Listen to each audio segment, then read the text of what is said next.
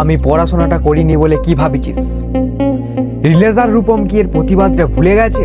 Family নিয়ে ব্যস্ত আছি বলে কি ভাবছিস? অ্যাকশনটা ভুলে গেছি, ওটা আমারই কাজ। এই যে ক্রিকেট টুর্নামেন্টটা হলো, পাকিস্তানের যে এত বাড়াবাড়ি, তার প্রতিবাদ করতে আমি চলে এসেছি আবার বহুদিন পর। সে আগের চ্যানেলটা যা হোক করে চলে গেছে, কিন্তু আবার নতুন করে নতুনভাবে ফিরে এসেছে এই রিলেজার রূপম। ये साफ करें जरा आप कि एक टीम इंडिया की तो दो टीमें पंडितों की। इनका तो आपस में मैच होना चाहिए, आपस में मैच होना चाहिए। এই ভারত কখনো অন্য দেশকে ছোট করতে শেখেনি। এই ভারত কখনো মানুষের বাচ্চাকে শুয়োরের বাচ্চা বলতে শেখেনি। এই ভারত কখনো গরুকে শুয়োর, শুয়োরকে গরু বলতে শেখেনি। এই ভারত সবসময় ন্যায়ের পথে চলে। এই ভারত কখনো খারাপ হতে পারে না। হ্যাঁ, এটা বাংলাদেশ নয়, এটা মিনি পাকিস্তান নয়, এটা পশ্চিমবঙ্গ। আজ পশ্চিমবঙ্গের সরকার পশ্চিমবঙ্গকে মিনি পাকিস্তান করতে চলেছে।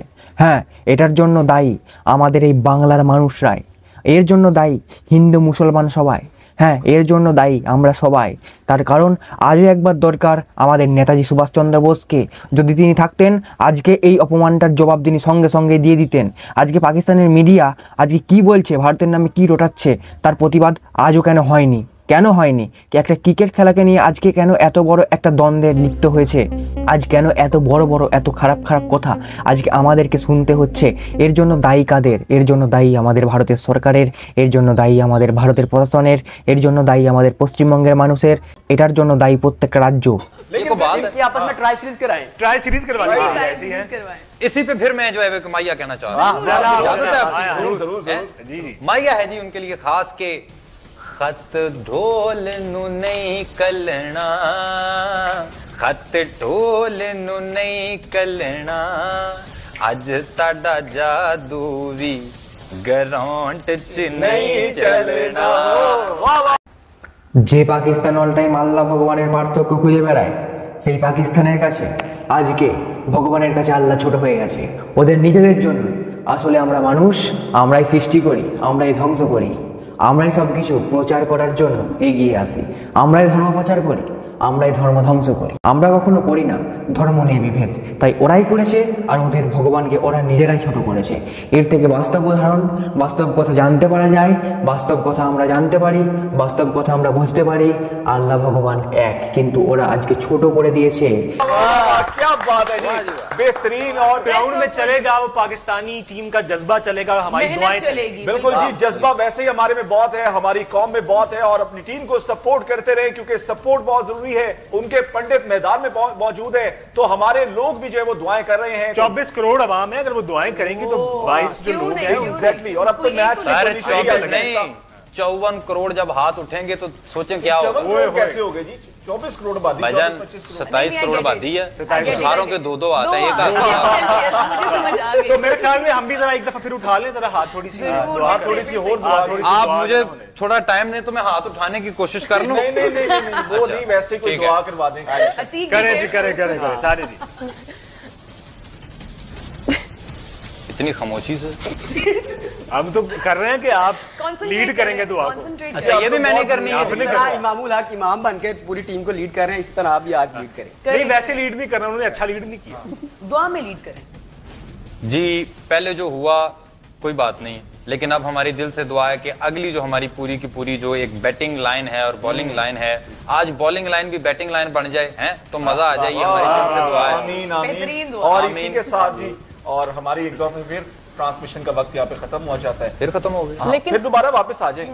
बिल्कुल, हम वापस आते रहेंगे और जिस तरह जो अपडेट्स होंगी वो हम आपको चैंपियंस क्लैश में जो है अपने पैनल के साथ आपको वक्तन जो है वो उसके बारे में आगाह करते हैं। बिल्कुल जी, और इजाजत दीजिएगा, खुदा हाफिज। কোনো দেশের মিডিয়া যদি অন্য একটা দেশ সম্পর্কে পুরো দেশটার সামনে যদি ভুলভাল তথ্য প্রচার করে, তাহলে সেই দেশের যারা জন্মগ্রহণ করছে সেই শিশুরা তাদের কেমন সেই দেশটা সম্পর্কে ধারণা হবে, সেই দেশটা সম্পর্কে তাদের কেমন বিচার বিবেক জন্মাবে। আজকে প্রত্যেকটা ভারতের মানুষ পাকিস্তানকে ঘৃণা করছে, আজকে প্রত্যেকটা মানুষ বাংলাদেশকে ঘৃণা করছে, শুধুমাত্র ভারত সম্পর্কে ভুলভাল তথ্য রটানোর জন্য, শুধুমাত্র তাদের ধর্মের প্রতি গোলামির জন্য। হ্যাঁ, আজকে এই যে উত্তর কোরিয়া, হ্যাঁ দক্ষিণ কোরিয়া, এই যে কোরিয়ার যে মানুষ, আজকে আমি একটা আপনাদেরকে তথ্য দিচ্ছি ডাইরেক্ট। একটা মানুষ আমাকে কি বলছে জানেন? বলছে আমি একজন ধর্ম প্রচারক। কোন ধর্মের? সে খ্রিস্টান ধর্মের। আর আমাদের ধর্মে, আমাদের এই যে রামকৃষ্ণ মিশনে কি পড়ানো হয়? সমস্ত ধর্ম সম্পর্কে জ্ঞান দেওয়া হয়। এটা একমাত্র আমাদের হিন্দু ধর্মেই সম্ভব, কোনো ধর্মে সম্ভব না। ঠিক আছে, তারা কি বলছে? আমাদের হিন্দু ধর্মকে সম্পূর্ণ খিল্লি করে দিল। আমি একটা তো আপনাকে পেজ দেখাচ্ছি, আপনারা পড়ে নেবেন। হ্যাঁ, দেখিয়ে দেবো স্ক্রিনশট মেরে। ঠিক আছে, আর আপনারা বুঝে নেবেন। তাহলে ভাবুন আমাদের হিন্দু ধর্ম কতটা মহান, তার জন্য অন্য ধর্ম সম্পর্কে জ্ঞান দেওয়া হয় আমাদের হিন্দু ধর্মে, আর অন্য ধর্মে আমাদের হিন্দু ধর্মকে নিয়ে খিল্লি করা হয়। কেন? তার জন্য দায়ী আমাদের ধর্মের মানুষেরাই। সম্পূর্ণ আমাদেরকে গোঁড়ামি হতে হবে আমাদের ধর্ম সম্পর্কে, না হলে মেয়ে ছেলে যে কেউই হোক অন্য ধর্মের আমাদের ধর্মকে আক্রমণ করবে। ঠিক আছে, তার জন্য আমাদেরকে নিজেকে স্ট্রং হতে হবে, স্ট্রং একদম। কোনো স্ট্রং ছাড়া কোনো কথা হবে না। ঠিক আছে, একদম হতেই হবে। ওরকম ফালতু বসে থেকে ওই যে ম্যায় কথা ভেবে কোনো কাজ নেই। যেমন ইহুদিরা নিজেদের প্রতি একদম গোঁড়ামি, তেমনই আমাদেরকে হতে হবে গোঁড়ামি। এক কথায় আমার ধর্মকে ছোটো করার জন্য দায়ী একমাত্র আমাদের ধর্মের মানুষেরাই। মেয়েরা ছেলেরা তারা হচ্ছে বোকা নয়। ঠিক আছে, তারা হচ্ছে বোকাচোদা। তারা জেনে শুনে অন্য ধর্মের মানুষকে বেশি সাপোর্ট করে, একদম সাপোর্ট করে। এর জন্যই হচ্ছে আমার ধর্মের মানুষ এত পেছনে পড়ে আছে। আমার ধর্মের মানুষেদের বেশি, আমাদের ধর্মেরই আগে জন্ম হয়েছিল, কিন্তু কখন জন্ম হয়েছে কখন ধ্বংস হবে তার কোনো সিস্টেম, তার কোনো নিয়ম নেই। কিন্তু কি হচ্ছে? অন্য ধর্মে চলে যাচ্ছে। কেন চলে যাচ্ছে? তাদের ধর্ম সম্পর্কে জ্ঞান নেই। ঠিক আছে, আমার ধর্ম থেকে তাদের ধর্মগুলো সৃষ্টি, তাহলে আমার ধর্মটাকে কেন তারা ঘৃণা করবে? কেন? করাটা উচিত নয় তো, না? ওদের বিহেভিয়ার এবং আচরণ এরকম জঘন্য বলেই আজকে অনেক হিন্দু ফ্যামিলিতে বা আমার ঠাকুমা মা যারা আছে তারাও হয়তো এর জন্যই কোনো ধর্মের অন্য ধর্মের মানুষকে আজ পর্যন্ত টাচ করলে ঘৃণা করে। মানে টাচ পর্যন্ত মেয়ে বা ছেলে যাকেই হোক না, ঘরে আশ্রয় পর্যন্ত দিতে চায় না, ঘরে পর্যন্ত ঢুকে দেয় না। গেট থেকে যা হবে হবে, বাকিটা চলে যাও। কারণ এর জন্যই, ওদের এত খারাপ বিহেভিয়ারের জন্য। ঠিক আছে, মানে জঘন্য আচরণ তাদের। এত জঘন্য আচরণের জন্যই হয়তো আজকে আমাদের ভারতবর্ষের মানুষ জাত নিয়ে, ধর্ম নিয়ে এতটা বিভেদ সৃষ্টি করে। কারণ করাটা স্বাভাবিক। তাদের যদি না ওই আচরণ বিহেভিয়ার ঠিক হয়, তাহলে তাদেরকে কীভাবে বিশ্বাস করবে মানুষ? কখনোই বিশ্বাস করাটা উচিত নয়। উচিত করবেই বা কেন? উচিত হবেই বা কেন? তাদের নিজেদেরই তো ঠিক নেই, তাদের জন্মের ঠিক নেই ভাই। স্পষ্ট কথা, এক কথায় আমার হচ্ছে স্পষ্ট কথা, তাদের জন্মের এখনও ঠিক হয়নি, আর তাদেরকে ঘৃণা করাই ঠিক আছে। একদম তারা চলে যা ভাই, দরকার নেই, তোরা আসিস না।